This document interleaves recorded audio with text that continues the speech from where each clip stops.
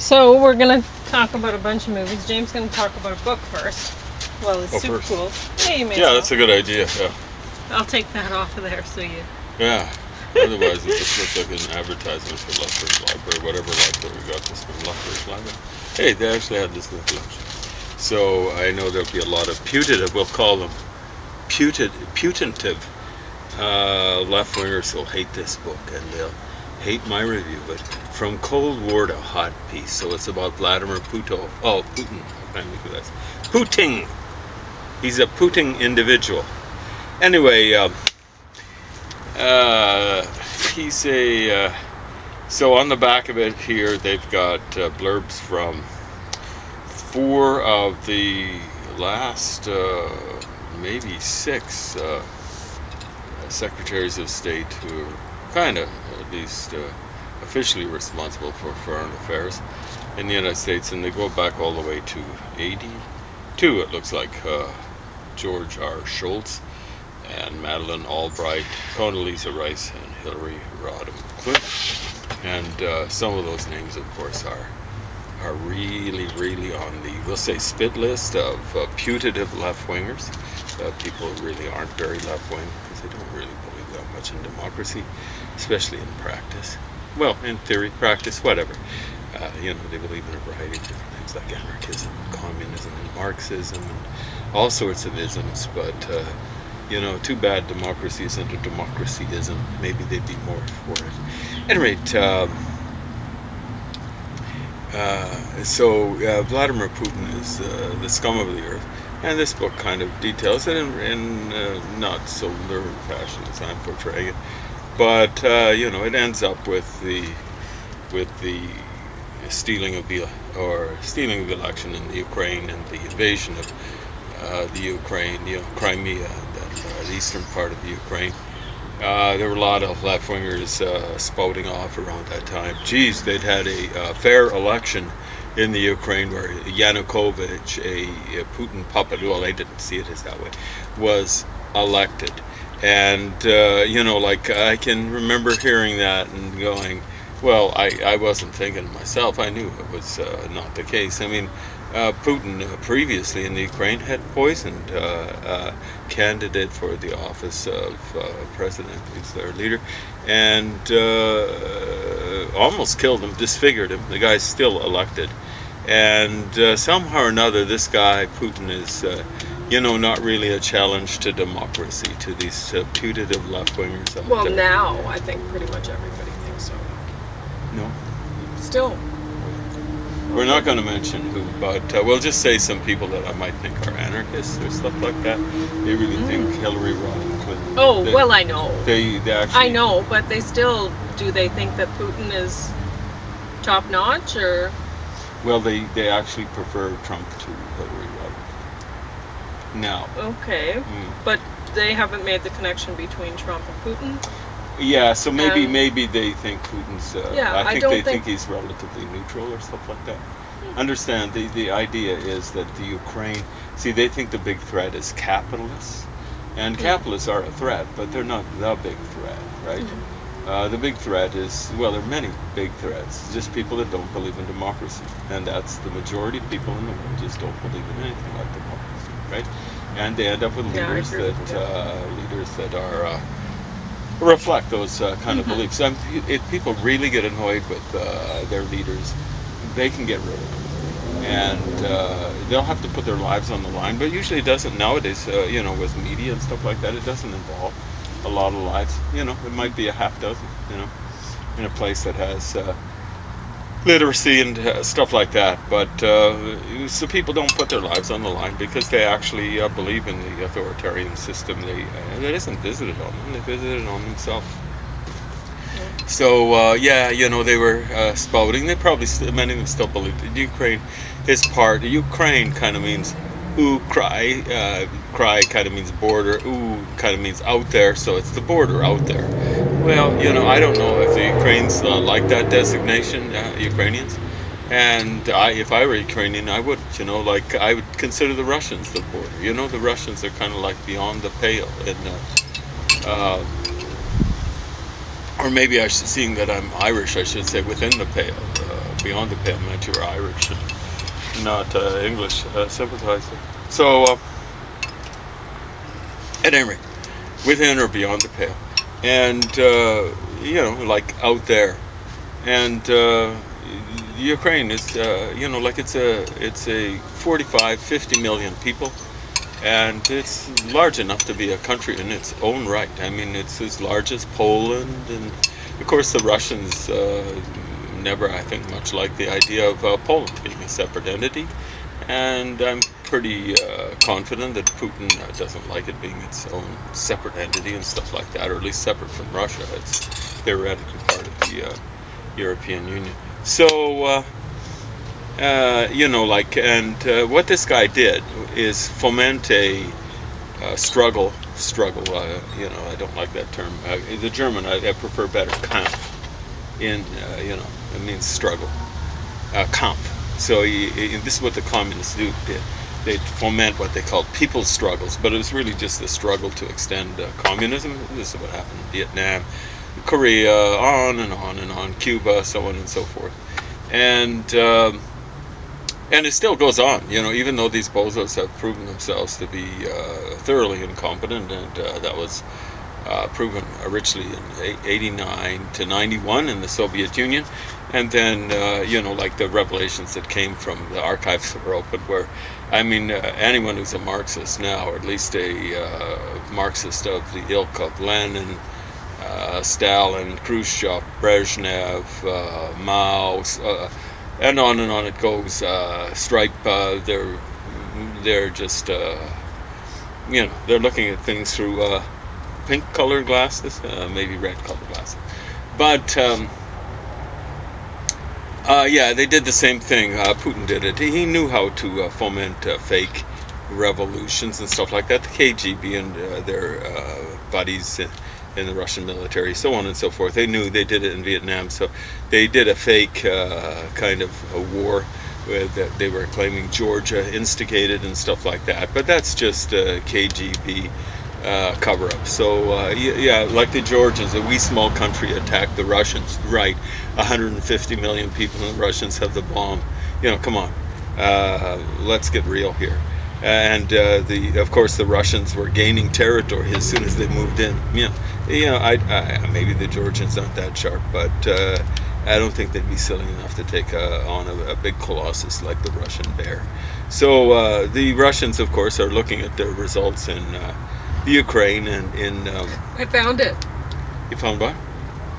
Wow, how did I make it out? I don't know. Yeah. I came out this morning to drink my tea. I saw it there. And I've been looking for this needle and thread all day. I saw the thread there and I made no connection. I vacuumed, I swept, I'm like, I gotta find this thing because I don't want to find it in my foot. Yeah, or in the digestive system of a dog, Yeah. Just in case it happens. So there you go. Anyway, that basically finishes that. That's a good segue to something else. Sew it into myself or something. Well, so I don't tell you what, I've got something better. Oh, you could put there we go.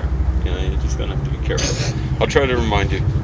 Although I'm usually the one that needs reminding. Anyway, I'll just finish it up there. I wasn't able to finish this book, but I'm going to try to, before Pauline, try to get through as much of it as possible. I have to return it before the library. Yeah, exactly right. I've been kind of busy the last little while. I've been trying to learn about 170 languages online. Yeah, and then he's taking a Russian course. Now I just started taking a Russian course. So he's trying to teach me some Russian, and I know some stuff. There we go. Alphabet, you're getting pretty good at it. So. Nos.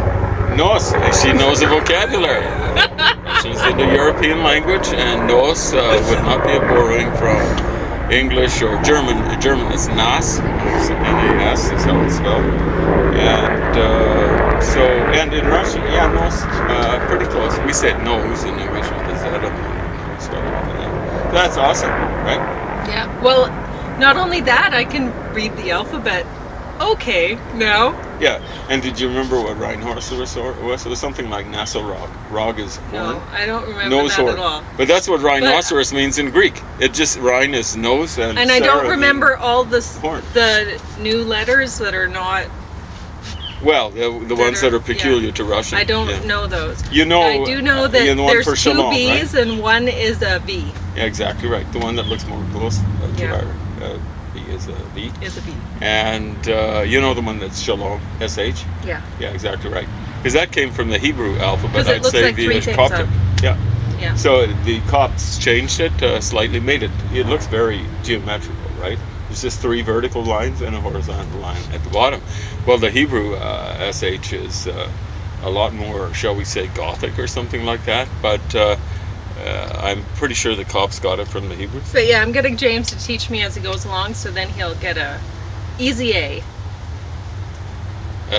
Well, not a sleazy, but an easy.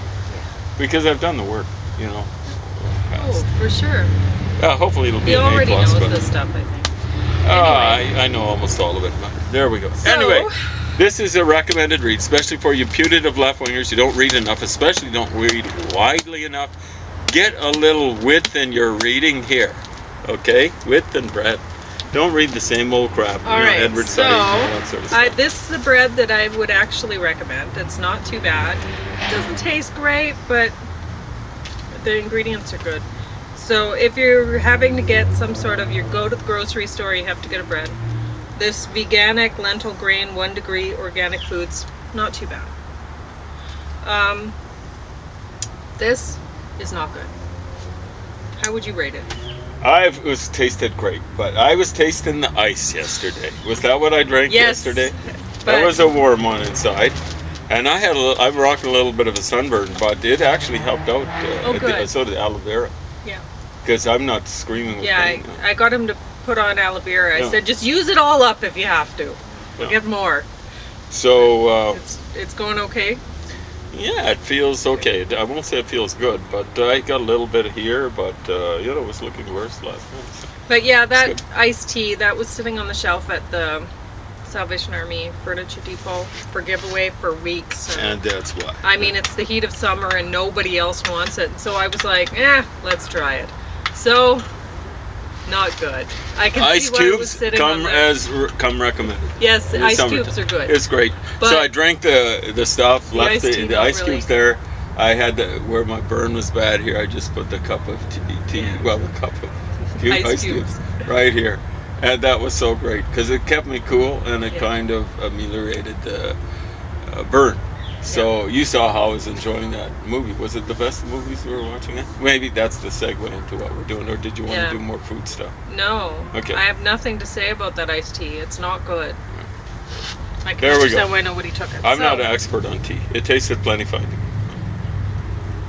So this was the worst of the bunch. The Hole in the Ground. Holy Came smokes. from Ireland. No, you didn't watch that whatever thing. Oh yeah, that was the worst. Demarked or unmarked?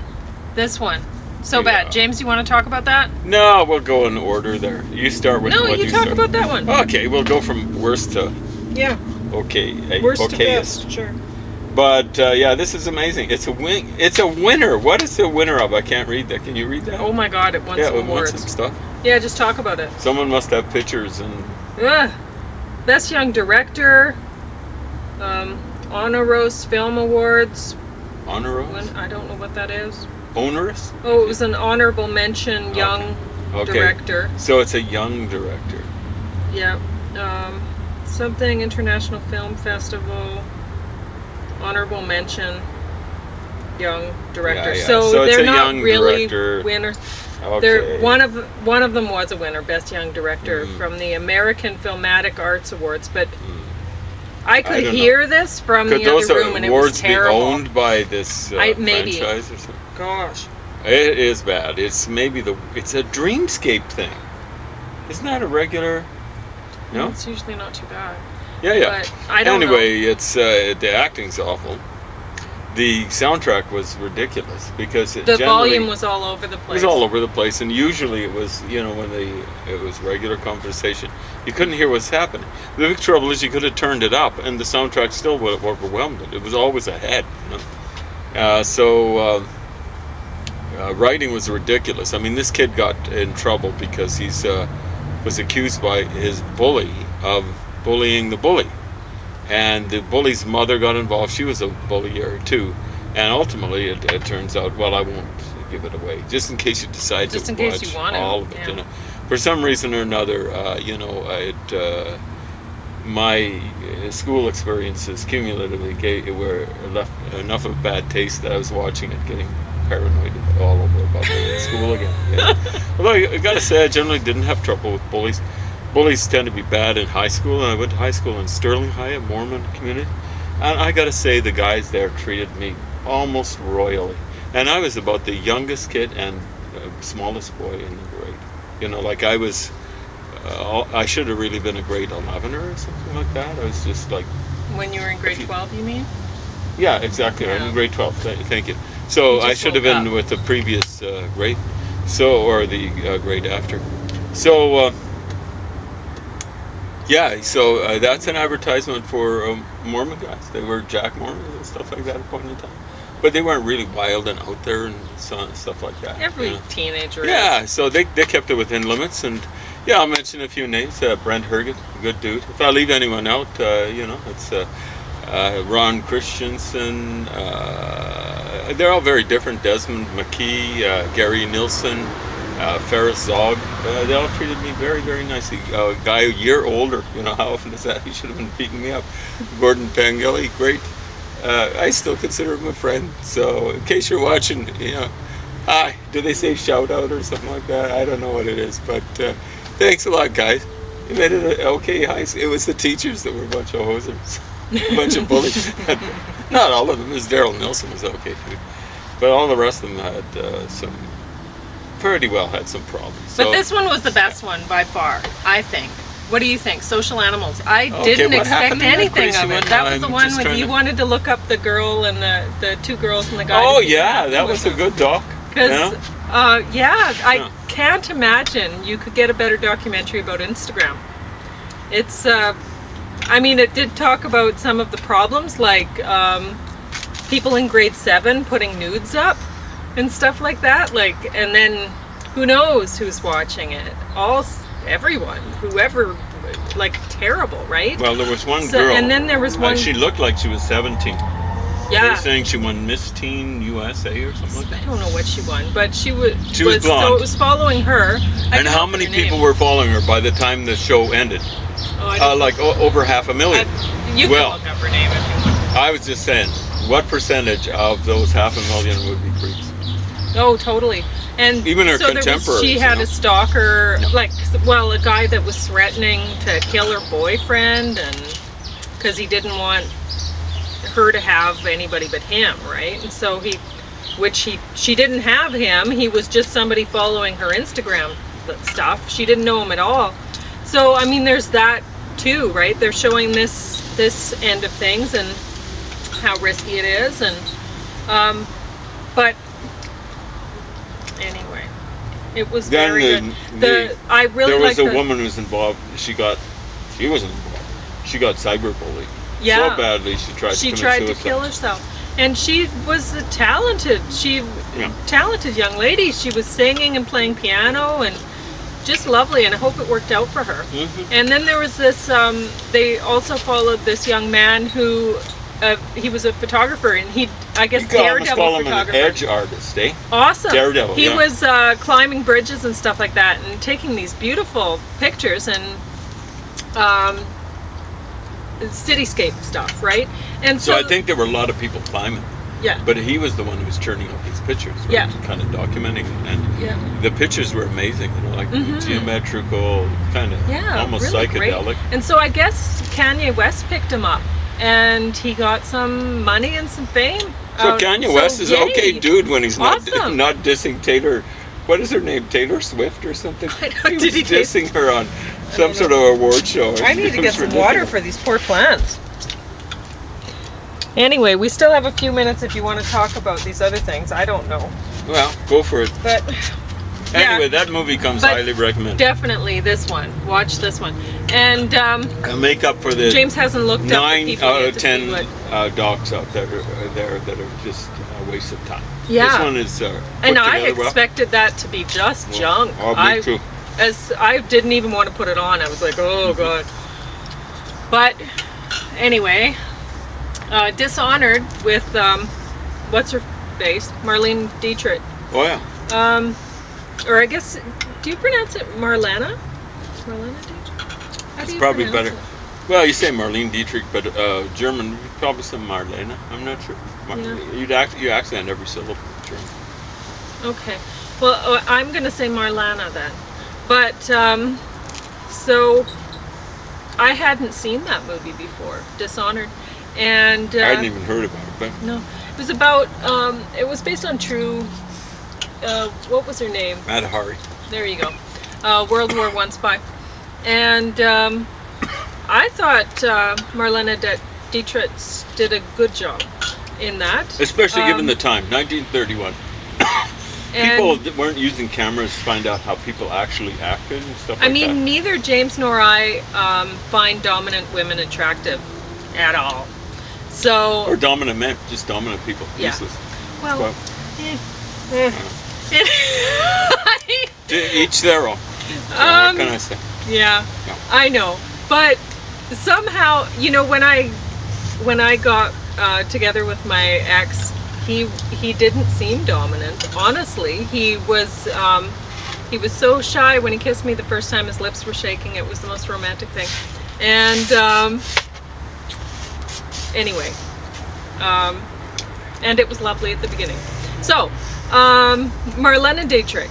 Then he let the tiger out of the bag. Well, anyway. Maybe it wasn't that bad. No. So, she